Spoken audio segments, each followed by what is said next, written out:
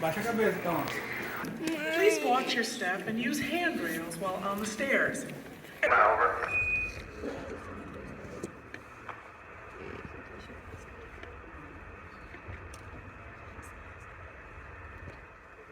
Over. Columbia, Houston, we're standing by. Over.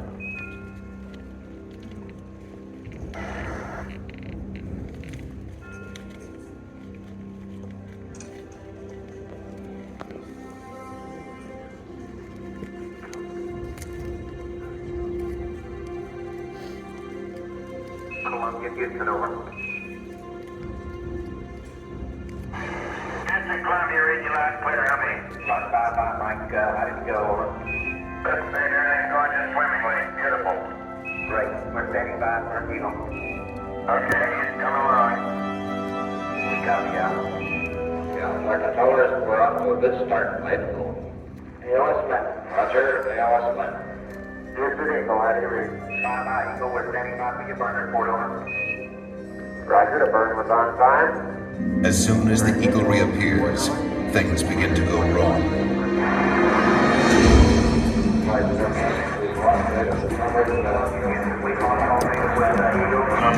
Throughout the crucial final checks, contact with the Eagle keeps dropping out. Don't lose that data. And Flight Director Gene Kranz inches closer to aborting the mission.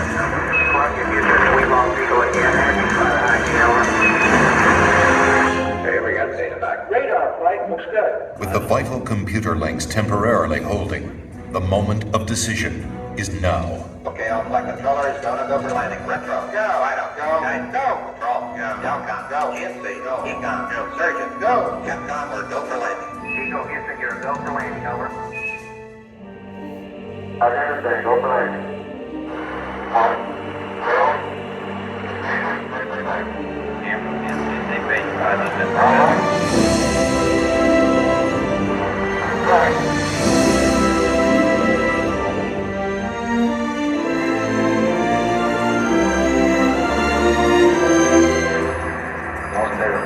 Hurtling toward the moon at 3,800 miles per hour, Neil Armstrong notices his checkpoints are all appearing too soon.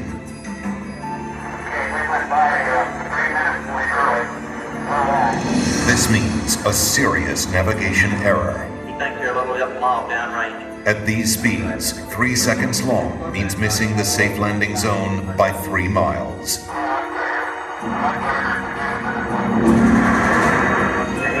We got data dropout. You're looking good.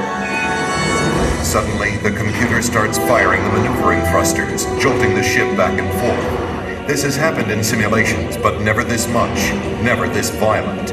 The smooth descent is becoming a bumpy ride. Before that is fixed, a problem with the onboard computer. The astronauts have rehearsed for thousands of possible malfunctions, but not this one. It had been considered too unlikely. Seconds seem like hours as everyone struggles to remember the meaning of a 1202 program alarm. The deadline to safely aboard is vanishing fast. What is the reading on the 1202 program alarm? 1202 means the Eagle's onboard computer is overloading. This means Houston is blind, unable to make navigation corrections or interpret the data coming from Eagle's computer. Armstrong and Aldrin are on their own. Mission Control decides they can go ahead if the data link doesn't fail again. We're going at alarm. 1,000 feet, and Neil Armstrong can see that the computer is proposing to put them down in a dangerous place. That landing site is full of boulders. If they land there, they will never take off again.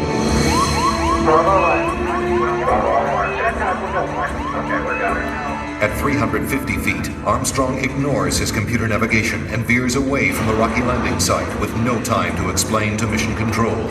Okay, I'll flight control everything tight. In Mission Control, everybody is stunned. At 300 feet, the Eagle has left its flight plan and taken off at full speed across the face of the moon. Eagle Houston, it's descent to fuel. Monitor, over. 90 seconds of fuel remaining. Now less than 200 feet, and the Eagle is too low to safely abort back into orbit. They call this part of the flight plan Dead Man's Curve. All that's left for mission control is to read off the fuel remaining in seconds. 60 seconds. 60 seconds. The entire moon landing has come down to 2 men and 1 minute. Forward. Forward. 20 feet down, 2.5. And half of 30. 30. 30 seconds. 30 seconds. Lights on. Down 2.5. Forward. Forward. 30 feet, 2.5 down. Face shadow. 4 forward. 4 forward, just to the right, low. Down a half. Contact light. Okay, engine stop. Tranquility Base here. The Eagle has landed. Roger, Tranquility. We copy you on the ground. You got a bunch of guys about to turn blue. We're breathing again. Thanks a lot. A short time later, history is made again. Okay, Neil, we can see you coming down the ladder now. For one incredible moment, we are one people with one history, watching our destiny unfold. It's one small step for man, one giant leap for mankind.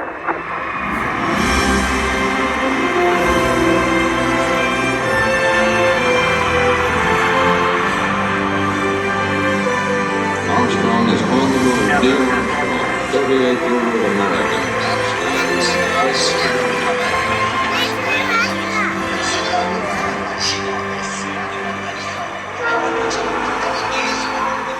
It was a moment shared by an entire world.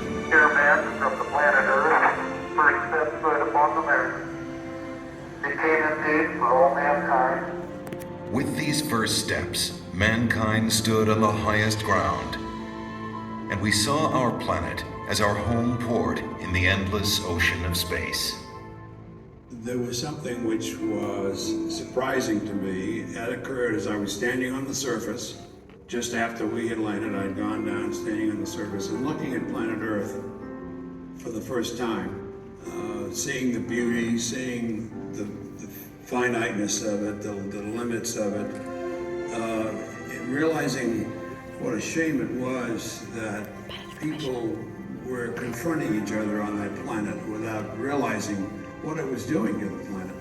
It was a very emotional moment for me. I actually shed a couple of tears. Something totally unexpected for an engineer fighter pilot to be crying quietly up there on the moon. Mankind had achieved a tenuous foothold in the heavens, and a new and exciting world lay waiting to be explored.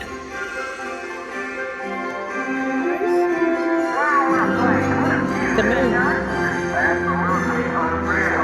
The first mission had stayed for only 1 day, but over the next 3.5 years, 5 more Apollo missions visited the moon, and with each one, we stayed longer, roamed further, and discovered more.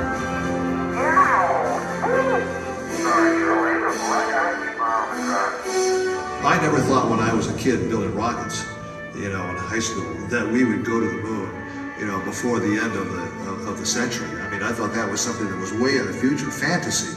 I was rolling on the moon one day. In a very month of December, May. That is the best example we got. Just don't stub your toe. We have got to understand that as a people, we need to stretch. We need to reach beyond our grasp. We need to strive to do things that seem impossible, because in the accomplishment of them, we move society forward. Boy, isn't the beauty of this place is just absolutely incredible. One of the astronauts has said those hills that we climbed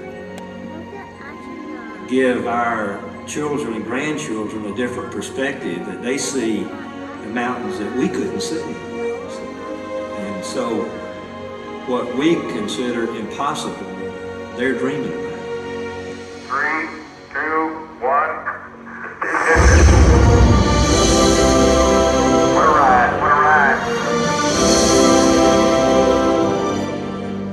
When I have a chance to talk to kids, I tell them, the first thing I tell them is to take the word impossible out of their vocabulary. Go to their teacher tomorrow morning and scratch it out in the dictionary. The word doesn't exist. If I can stand here and tell you that I lived on the moon, that I called the moon my home for 3 days, you tell me what is impossible in this day and age, much less in a generation that follows, much less into the 21st century. Nothing is impossible. I like exploring things, inventing. I would like to go up there and find out what's really up there. I would like to be an astronaut. I like to design rockets. Payload specialist. I'd be a ground control officer. The thing that my mom can't understand is I'm terrified of heights, but I want to be an astronaut. There's so many things I'd love to do. I would explore, I'd look for everything. I would try to start a farm. Millions of other galaxies that you might be able to live in. It's the unknown. Anything's You possible. may be able to cure certain diseases. My Mars and dance on it. Play basketball, but you can still be short. Because then you could like fly up in the air. Baseball would be awesome. Hit the ball, you get a home run every time. There are a lot of things that could benefit mankind that we, because of science, we simply cannot do on Earth. It's such a big universe, and it's kind of strange to think that just this one tiny planet was chosen to have life on I it. hear they're finding new planets or moons and finding out more about how stars are working. And it makes me feel like it's trying to tell me something. What's it trying to tell you? That you belong up there with them.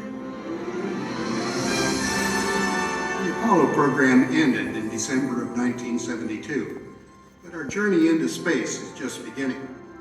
I'm Neil Armstrong. The future of space travel is being written right now in the dreams and imaginations of a new generation. Perhaps that's the greatest legacy of Apollo. It shows our children and grandchildren that with courage, imagination, and will to explore, no dream is impossible.